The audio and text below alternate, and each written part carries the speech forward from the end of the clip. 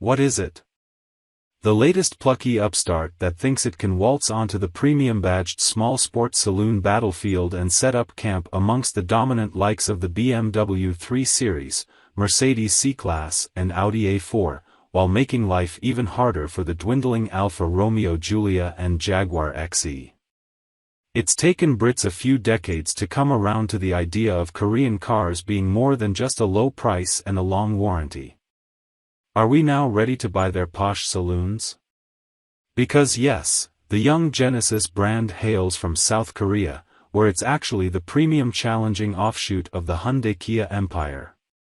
This car, the G70, sits on the same platform as Kia's impressive Stinger GT Sports Saloon, but prioritizes sophistication and comfort over the V6 Stinger's more aloof tail-out shenanigans. Explain a bit more about what the G70 is, please. While Genesis is a new brand to UK shores, the G70 is not a new car.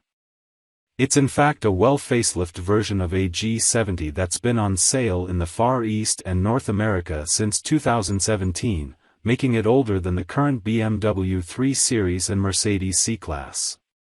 However, its striking facelift has disguised that cleverly, thanks to aggressive split slender light clusters and a beaky crest grille which blesses the G70 with considerable road presence. In fact, from just about every angle this is a notably handsome and well-proportioned car. One that turns heads, and confuses onlookers as they rattle through their mental Rolodex trying to work out what's sauntering by. The designer is ex-Bentley, and there's more than a hint of baby flying spur about the G70. A good start, then. What different models can I choose from? We're looking at the regular four-door saloon here, but there's also an estate on the way, though Genesis calls it a shooting brake. Meanwhile, the engine range is a fraction the size of what you'd usually expect in this class, but targets the heartland of sales. Choose from a 2.0-liter turbo four-cylinder petrol engine with either 195 brake horsepower or 242 brake horsepower, or a single four-pot turbodiesel good for 187 brake horsepower and 295 pounds-foot. Both are joined to an 8-speed automatic gearbox as standard, with rear-wheel drive. There's no manual, no all-wheel drive offering, and no plug-in hybrid. Genesis has elected not to bring the V6 engine to the UK, because, well, how many Kia Stinger V6s have you seen lately? So what's the Genesis USP? Besides the G70's looks, it's more about the promise of a stress-free ownership experience. Like its parent brands, Genesis lobs in a 5-year warranty.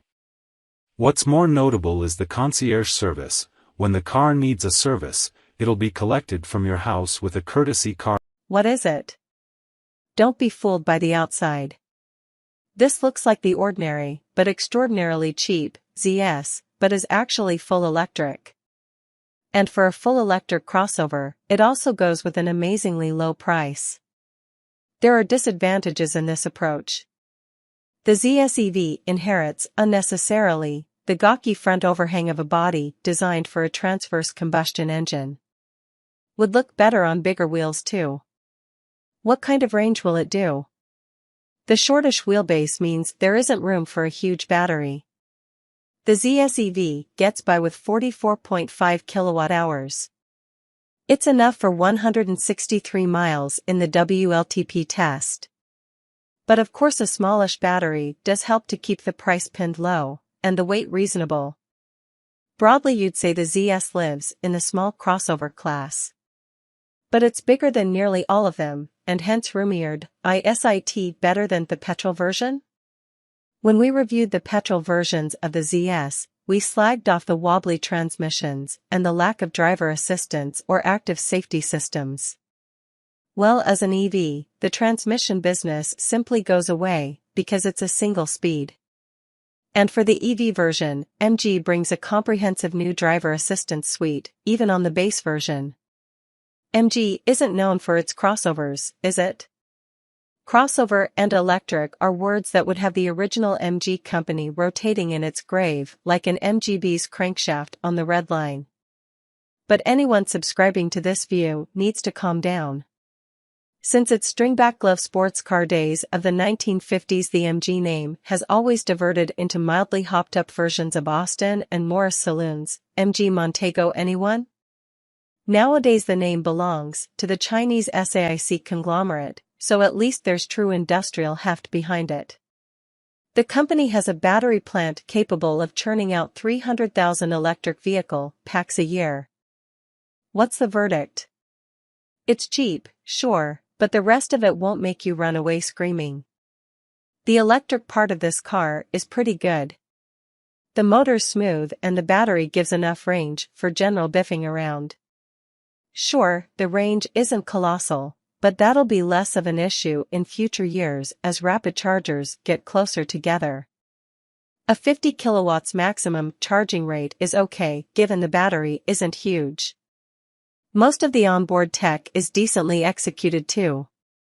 It's a roomy and useful body. But not a beautiful one. And the chassis isn't as polished as the rivals. And they don't exactly glisten. So without doubt, you'll have come for the price. The rest of it won't by any means make you run away screaming, "Duh, what is it like to drive?"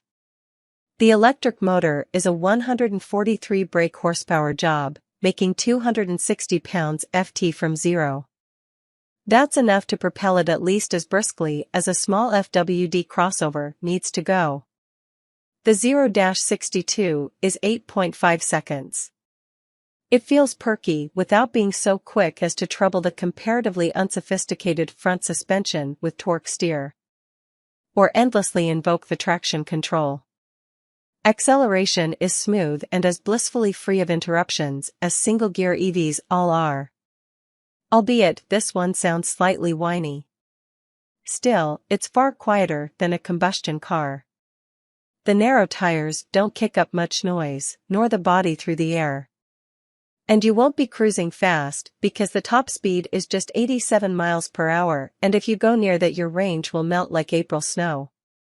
Talking of range, in give and take suburban and part rural driving, our miles to go figure went down at about the same rate as our miles traveled figure went up.